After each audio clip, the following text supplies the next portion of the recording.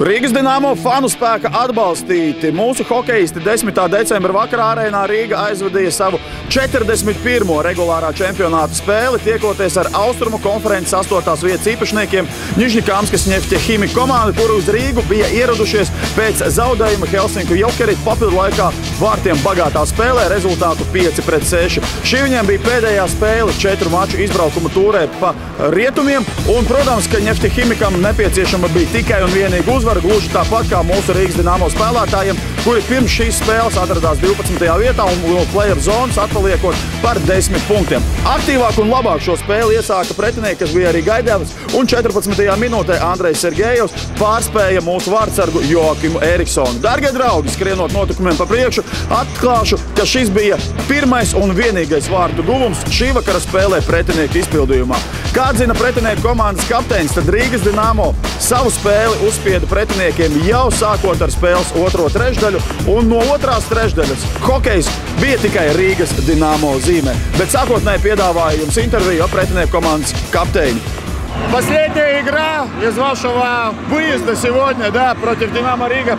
Ну, сразу вопрос, что не получилось или чего не хватило? Ну, Динамо Рига захватила инициативу в середине второго периода, зажали нас, сыграли активнее. Нам не хватило, может быть, дисциплины, может быть, не хватило активности переиграть их в этом компоненте. Но они были активнее, поэтому такой результат. Из этого выезда, из 4 игр домой везете 5 очков. Как вы думаете, для Нефтехимика это удовлетворительный результат? Ну, я думаю, нужно было больше привести. Нам было все по силам. Играли, конечно, тяжелый выезд с хорошими командами, все мощные команды. Но не получилось, я думаю, нужно было больше ввести очков. Но что поделать, будем продолжать работать дальше. 19 игр до окончания регулярного чемпионата. Сейчас вы балансируете на 8-й позиции. Какое ощущение для вашей команды сейчас на данный момент? Какое ощущение? Нам нужно продолжать работать, попадать в плей-офф, бороться за самые высокие места. Но все нормально, сейчас забудем эту игру, будем готовиться дальше, чтобы подняться в турнирной таблице повыше, я думаю, все будет хорошо. Спасибо, удачи, всего доброго.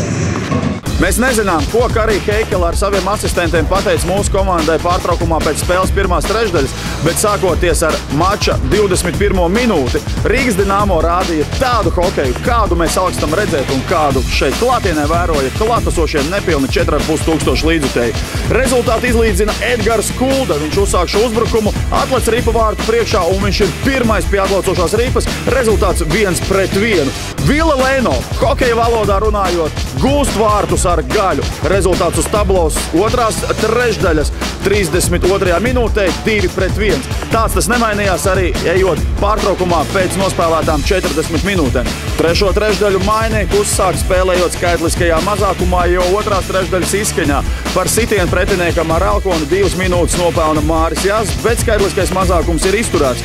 Un spēles 46. minūtē, kur rodies, kur ne pie pretinieku vārtiem. Uzbrukuma smailē ir Kristaps Sotnieks. Pirmo metienu pretinieku vārtsargs atvaira ripa turpat Kristapam priekšā uz nūjas, un viņš raida to tukšos vārtos. Rezultāts uz tablo jau ir 3-1. Punktu šai spēlei ar ļoti spēcīgu metienu pieliek Gunārs Skvorcovs pēc Mika Indraša piespēles. Teicama, vajadzīga un ļoti noderīga uzvara cīņā par astotnieku. Pārliecinošs un sulīgs 4-1, un mūsējie izcīna vēl ļoti svarīgus un vērtīgus 3 punktus.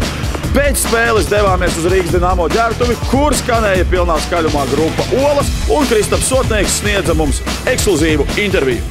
Dzirdām, skan Olas, daudz naudas, tātad viss ir kārtībā. Kristaps Sotnieks spēles labākais spēlētājs. Nu, varbūt pirmais jautājums par šo te spēli, kā jūs gatavojāties, tāpēc, ka laikam jau šodien zaudēt galīgi nevarēja. Nu, laikam mums jau pienāca tāds brīdis, ka mēs zaudēt nevaram nevienu spēli, bet, nu, sanāk citreiz. Un visi saprot, cik katra spēle ir svarīga, un varbūt neiesākām tā, kā gribējām, bet, nu, beigās viss izdevās un vinējām. Pēc spēles pirmās trešdaļas, kad rezultāts bija 0-1, nu, kāda bija treneru noraidījuma ģērbtuvē, tāpēc, ka arī pretinieku komandas kapteinis to apstiprināja, ka jūs spēli salauzāt un spēli iniciatīvu paņēmāt savās rokās tieši otrajā trešdaļā. Nu, protams, ka treneris nebija apmierināts ar spēli un nekāda baigā bļaušana nebija, bet viņš teica vienkārši, ka mums pašiem ir jāizlēma, kā mēs gribam, vai mēs gribam turpināt tādā pašā garā spēlēt vai vienkārši iet un uzvarēt. mēs izvēlējāmies to variantu un uzvarējām. Selvīgs ar spēles labāko spēlētāju Kasparam Saulietim Instagramā sekojam līdzi. Un visbeidzot, 3. vārti ierakstīti tavā kontā. Un jautājums ir, tu ļoti bieži šodien bija tā kā uzbrukošā aizsarga pozīcijā. Bija tāds uzstādījums? Jā, uzstādīt tā, lai iet. Visu laiku spēlē uzbrukumā. Treneris iedeva tādu uzstādījumu pirms spēles. Šobrīd principiālais pretinieks svētdien nāk pretī Minskas Dinamo, un tā nevienam nav noslēpums, ir 6 punktu spēle. Kāda gatavība, kāda gatavošanās, ko varam sagaidīt no svētdienas spēles? Domāju, ka noteikti spēle būs interesanta. Abas komandas gribēs uzvarēt, un abām vajag uzvarēt. Uzvarēs tas, kurš mazāk kļūdīsies un spēlēs gudrāk, izmantos izdevības. Nākamo spēli savu skatītāju priekšā Rīgas Dinamo šeit arēnā Rīga aizvedīs 13. decembra pēcpusdienā, kad 5 dienās šeit tiksies ar saviem kluba nosaukumu biedriem no Minskas. Tā būs 6 punktu cīņa, un lai izcīnītu šos 3 punktus un pievienot tos turnīru tabulā, dārgie draugi, es aicinu katru un ikvienu nākt atbalstīt, jo pēc spēles kopā ar saviem bērniem un ģimenēm šeit pie arēnas Rīga mēs iedegsim Ziemassvētku egli. Es jums pačukstēšu, būs arī kāds ļoti svarīgs viesis. Tiekamies svētdien tikai Rīga, tikai Dinamo par uzvaru!